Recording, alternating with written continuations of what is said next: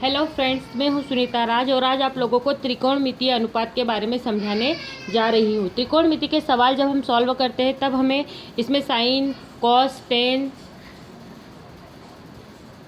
सेक, cosec, cot इन सब की आवश्यकता पड़ती है। तो हम सबसे पहले मैं आप लोगों को बता दूं कि इनके अनुपातों को ज्ञात करने के लिए हमें किस तरह इनके मानों को ज्ञात किया जाता है। जैसे मान लीजिए ये एक समकोण त्रिभुज है, 90 डिग्री का कोण है। इसको नाम दे दिया ए, बी और सी। अब देखिए इसमें 90 कोण के सामने वाली भुजा को हम कहते हैं कर्ण, ये नीचे वाली भुजा कहलाती है आधार और ये वाली भुजा कहलाती है लंब। अब हम त्रिकोणमितीय अनुपात में हम लोगों को ज्ञात करना पड़ता है कि किसका मान क्या है। साइन, कॉस, टेन,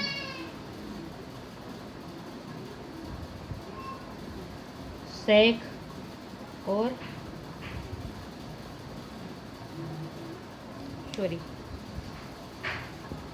टेन के बाद आता है कॉट, सेक और कोसेक। अब देखिए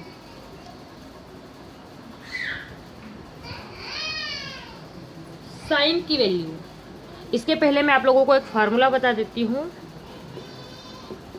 लाल बट्टे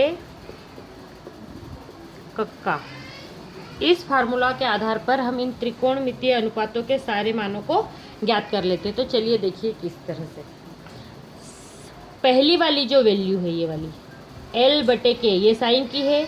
ए बटे के ये कॉस की है और एल बटे ए ये है टेन की।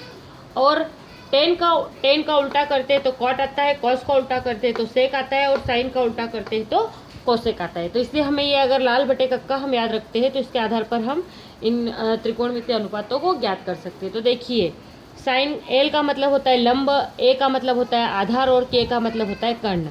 तो देखिए पहले स्टेप पर दिया हुआ है एल बटे के मतलब लंब बटे कर्ण।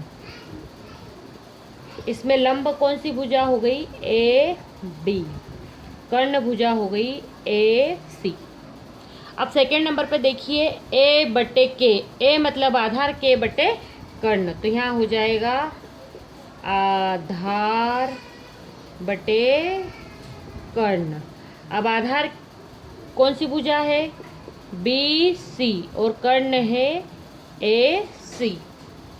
अब टेन, टेन हो गया एल बटे ए, लंब बटे आधार। तो यहाँ हम लिखेंगे लंब बटे आधार। लंब भुजा हो गई ए बी और आधार भुजा हो गई बी सी। अब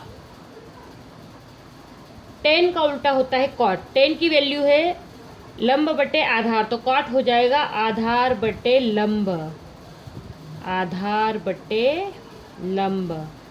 आधार है बी सी और लंब है ए बी।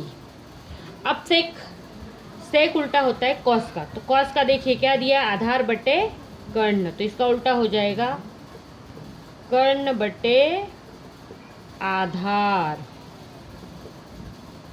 अब कर्ण कौन सी भुजा हो गई है, ए सी, और आधार है बी सी।